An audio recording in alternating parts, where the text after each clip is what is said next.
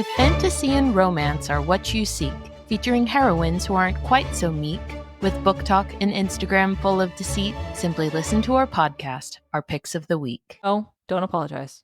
Okay. Just own it. I didn't read, but I listened because I don't know that I would have finished it if I read. But man. I listened to The Zodiac Academy by Peckham and Susanne Valenti. I just kept seeing it on the fucking fantasy romance subreddit. Over TikTok, it's all over Reddit. Like, yeah. And I'll admit I'm an astrology girly, so it was, it called to me a little bit. Wait, readers, let me explain how much of an astrology girly Katie is. She has, I think you have a book, don't you? Yes, yeah. You have a Bible. Yep. And you categorized everyone in the office. Yep. Like full in-depth scope analysis of zodiacs here. That I did. I will also admit that we have over 20 people. Yeah, that was that was fair. I will admit also that probably within the first 2 to 3 hours that my child was brought into the world, I did do a full natal chart to really kind of understand. He's a June Gemini. Oh my God, there's so much Gemini in his chart. So we will see how that manifests when he's older. Pray for me. Anyways, the Zodiac Academy was hot garbage, but it's one of those, if you take Twilight, you remove kind of the literary adultiness to it. What little there is. Yes. And then you add in TikTok is an ephemeral entity. And that's the Zodiac Academy. And then just add a little sprinkle of problematic male patriarchy-ishness, grossness from just male interactions, and then cringiness. And then that's it. I was reading on the fantasy romance subreddit a comment about how there was a forced non-consent type of thing, or borderline sexual harassment, just for funsies. Oh, there's a lot. Okay, so I will also admit we created a Not Another Heroine podcast Reddit account so that we could talk to people on the fantasy subreddit account. You can come talk to us, NAH podcast. But I posted, a pretty robust explanation of all of the problematic aspects of this book. And there was a lot of people who agreed with me. Just read for vibes. Yeah. It's yes, but I can't really ignore blatant sexual harassment. And then it gets worse as I finish the book. Anyway, the concept. This is modern day. We have two sisters who are twins. They were born, they're both Geminis, actually.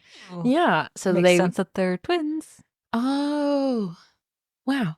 Anyways, I feel stupid.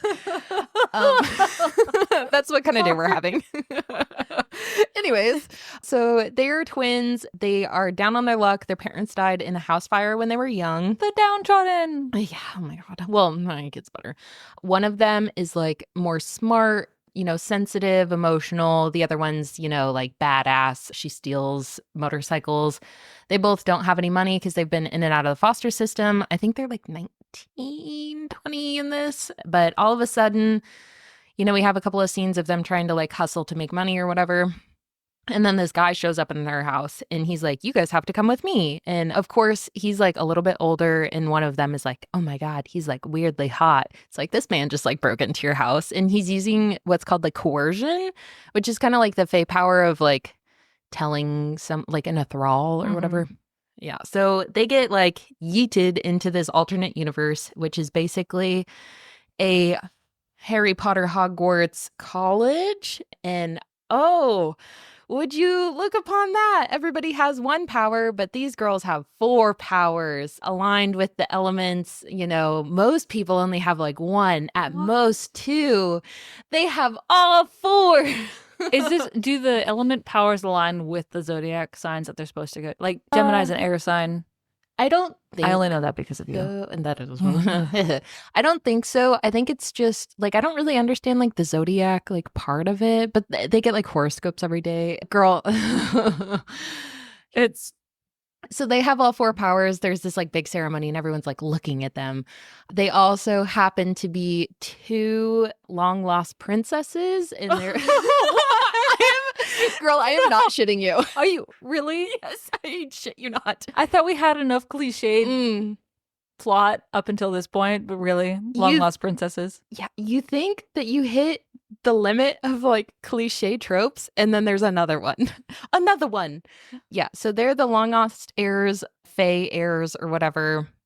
There are these 4 men who are the heirs to like the families who have been, yeah, I don't know if this is reverse harem or not. I don't think it is, but you know, you never know. So they are the children of ruling families that have been like ruling in place of the king and queen because they got like murdered, and then the girls disappeared, and so they like took over. And so they obviously like have it out for the 2 twins.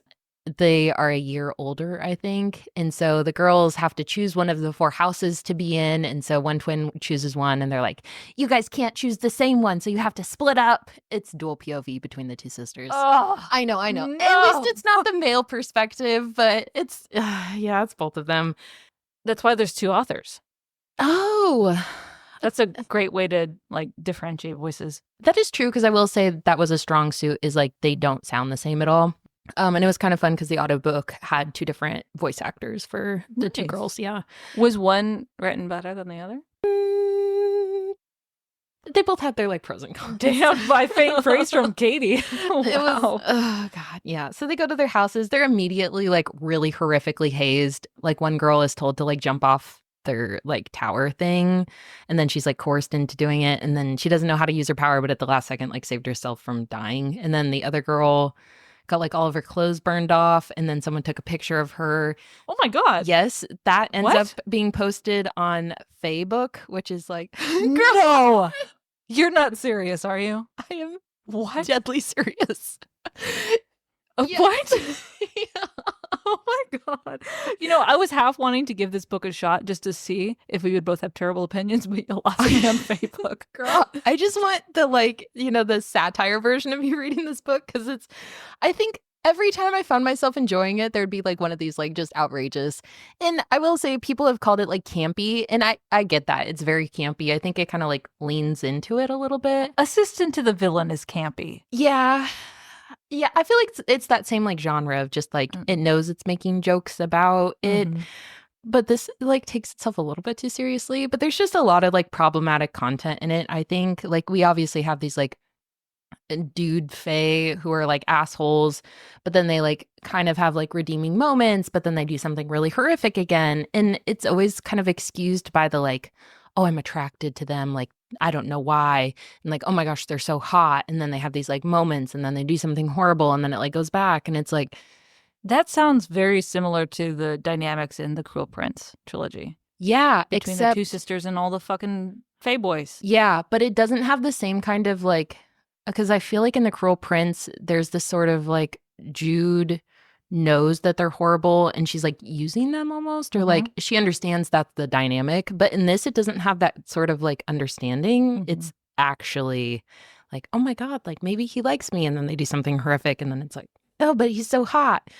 Because like, and then there's also this aspect that you have adult teachers who are like lecherous and like trying to like ogle the girls, and then you have this added aspect of like fake coercion that gets used all the time, and then they like have the girls do stuff. Like there's this one moment where the girls don't know how to protect themselves from coercion, and so some guy like asks them to make out. It's like, okay, that's incest, but like cool, we're just gonna pretend like that's like oh, so that actually happens? They get like almost to the point, and then someone saves them. But it's like, okay, like I get they're being hazed, but it's like there's just a lot of like yuckiness, and it just gets glossed over. It's like, okay, I don't love that. The whole fake coercion thing is definitely like a legend, like myth level. Like that's been in every kind of, that's a like a standard symbol of what fairy folk in every kind of representation is, that's a thing. But it's like, yes, it's bad. Yes, it's like meant to be evil, but this is like taking it a step too far almost. Yeah, because I think it's like intertwining it with patriarchal ideals, like in a weird way, and like kind of this predatory aspect that's not inhuman in the way that I think like fae can be predatory, but like more predatory in the like human way that it just feels kind of like yucky. That's what I mean. The Cruel Prince did it the right way, where it's definitely like they are a different species. Yeah. They're alien, they're weird, and like there's no meshing of like cultural norms. It's just like, oh, they're humans with pointy ears and really bad habits. Yeah, Yeah. So it was just kind of like off-putting, and I'd find myself enjoying it, and then it'd have one of those moments and I'd almost quit. I read the whole thing, I think just to understand what people were like talking about, but I don't know that I would continue with the series just because of these like really problematic things. And you have like they kind of start to develop relationships with certain people, and then we have this like really horrible scene at the end, and then it ends in a cliffhanger, and it's like, okay, like all the work you did to redeem them is now horrifically undone. Like, not really interested. But yeah, it's campy. It's silly. You just have to like turn your brain off, but like even more so, and just ignore all the like kind of like gross, problematic aspects.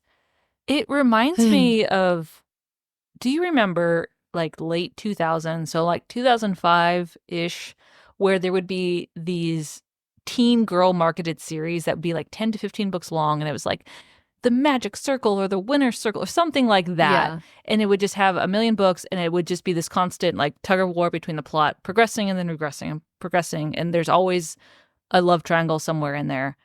Like looking at this book, just the cover it reminds me of that. And based on your description, it's like this book is 20 years old. Yeah. And because there's like 15 of them. There's an outrageous number of books, but it was published 2019. But it's exactly that, because there was like the Vampire Yeah. Academy or something. Yeah. I'm pretty sure it's exactly the same thing, but like we didn't learn any lessons from that, and then we just Shitty Gossip Girl. Yeah. Very true, because they have the Fae book or whatever, and they like post like whatever.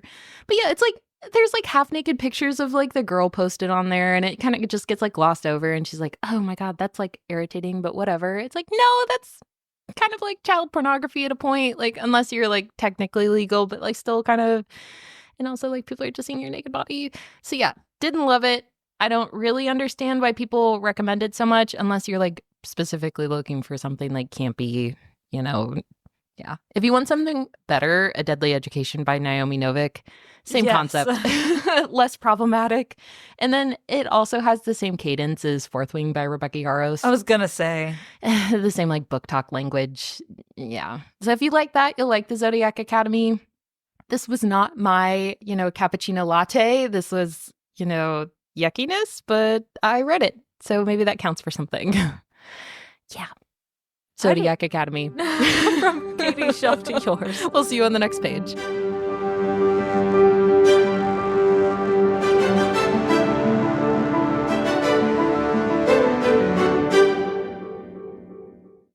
Hi, readers. Like what you've been hearing? Check out the Spice Archive at notanotherheroine.com to see all of our reviews and ratings. And if you'd like to support our growing library, find us on Patreon and get access to exclusive bonus content. If you'd like to just listen, we post new episodes every Monday and Wednesday on Spotify, Apple, and Amazon.